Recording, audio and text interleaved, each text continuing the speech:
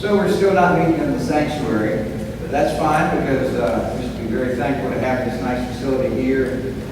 It's air conditioned and plenty of room. In fact, there's so much room we can just keep adding rows. So use this as an opportunity to invite your friends and family. Let's see if we can fill this place up. Our scripture this morning comes from the lectionary from Matthew chapter 15.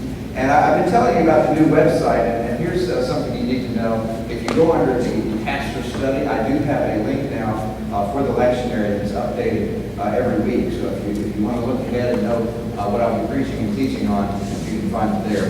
Matthew chapter 15, verses 10 through 28.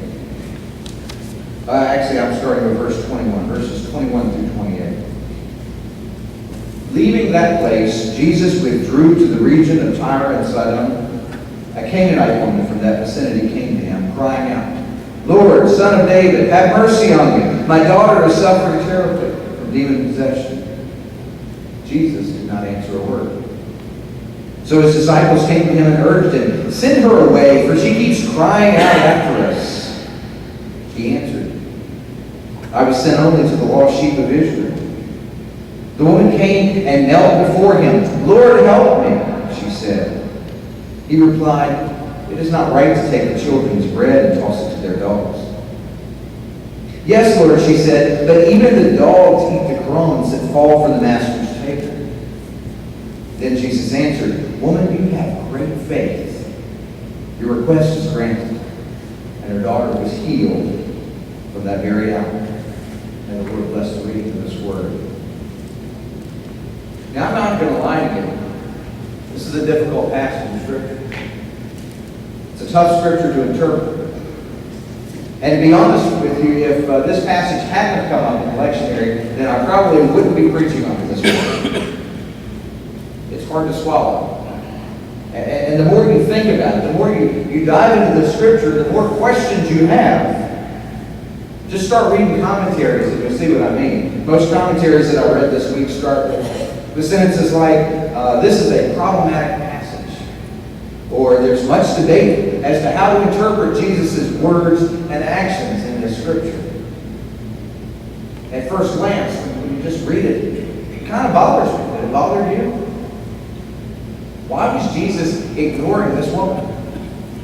Did he really just compare this woman to a dog? In a world where women still struggle to get the respect and rights they deserve, that's not a very positive image to be promoted. And why is he act so exclusive here? I know that she's a Gentile. She's a pagan, but just a few chapters earlier, didn't Jesus heal a Gentile servant, a Gentile Roman centurion? He had a servant. Jesus healed him, didn't even argue, didn't refuse him. So why is he giving this woman a hard time? "I was only sent to the lost sheep of Israel." Is this the same Jesus that said back in Matthew chapter 8, verse 11, the same Jesus that said, "I say to you that many will come from the east and the west and take their place at the feast with Abraham, Isaac, and Jacob in the kingdom of heaven"? Jesus there, he's got a global vision of everybody coming together, of all nations, Jew and Gentile. That's what he taught his followers. That's what he taught his followers right after he granted the request of this Roman centurion, this Gentile. So did Jesus here, did he forget what he had said? Wouldn't this woman fit right into what he was trying to do? Doesn't she fit right into the example that Jesus is trying to set? So when I read this passage, something just doesn't set right with me. What's going on here? And I wish I had some really easy answers for you. But I don't. I'm still wrestling with this passage. And anything that I say this morning to try to resolve this tension, well, it's speculation because we can't be certain. We just can't be certain as to why Jesus said and did the things that he did on that day.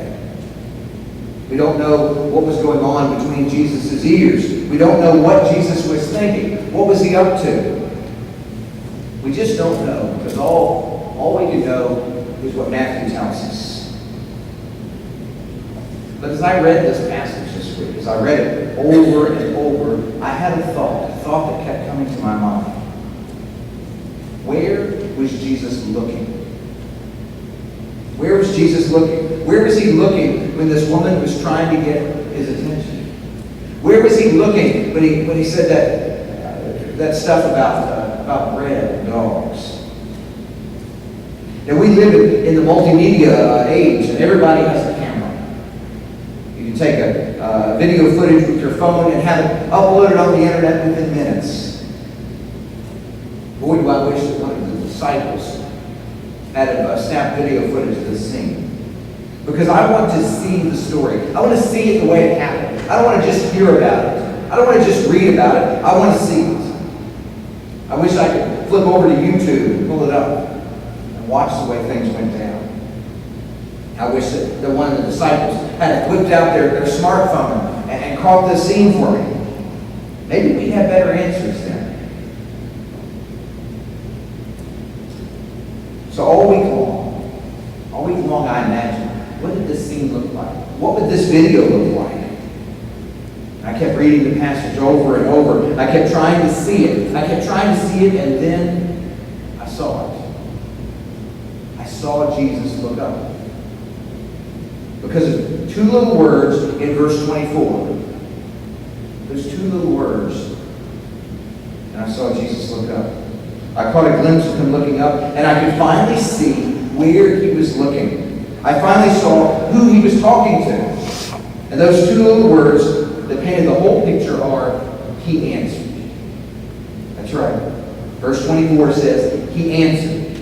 Now this comes right after verse 23 where it says, Jesus did not answer.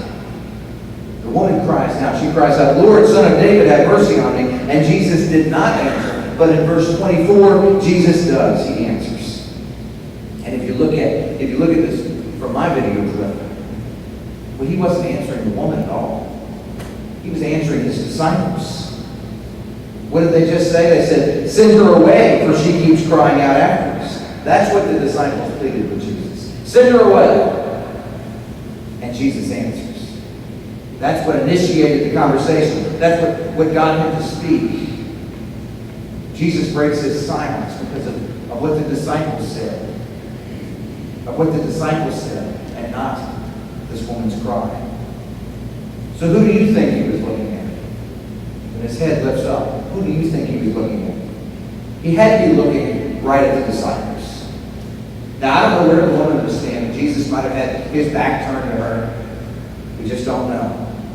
But I am convinced that Jesus was looking right at the disciples when he started speaking. He was looking them square in the eyes when he said that bit about how he was only here for the lost sheep of Israel. So it got me to thinking, what if this was some kind of test? What if it was some kind of a teachable moment for the disciples? What was Jesus up to? What was he trying to get the disciples to see? Why would he be looking at them, looking right to his disciples when he said these words? Maybe this was a test to see if they've been paying attention. A test to see if they've been paying attention to everything that Jesus has been teaching them and revealing to them. Maybe that's why Jesus started out in silence, not answering a word, because he was waiting. He was waiting. He was watching. He wanted to see how his disciples were going to respond to this woman. How are they going to act? How are they going to treat this Gentile woman? It's a scene of tension. It's a moment of truth. And Matthew makes sure that we understand just how tense this scene was, because he doesn't just call her a Gentile woman, he calls her a Canaanite. And to call someone a Canaanite, that's a bit of an outdated term at this point. It calls to mind what happened 1,000 years earlier when the Jews came in and took over the land of Canaan. So it represents 1,000 years of tension between Jews who belonged to the Promised Land and the Canaanites that they had to kick out of the place. If you call someone a Canaanite, that's not a pleasant term. A Canaanite is not someone you socialize with. A Canaanite is someone you send away. They're second-class citizens. They're second-class citizens, and they must be outside of God's plan. And that's just how the disciples treated her. They treated her like she was a Canaanite. Send her away, the disciples said. Send her away. When Jesus said, I was sent only to the lost sheep of Israel. When Jesus said, it is not right to take the children's bread and toss it to their dogs, did he really mean it? Did he really mean it? Or was he simply saying what he knew his disciples were already thinking? Was he looking them square in the eyes and saying these things? Was he vocalizing what they were thinking? Was he just waiting and watching for their response?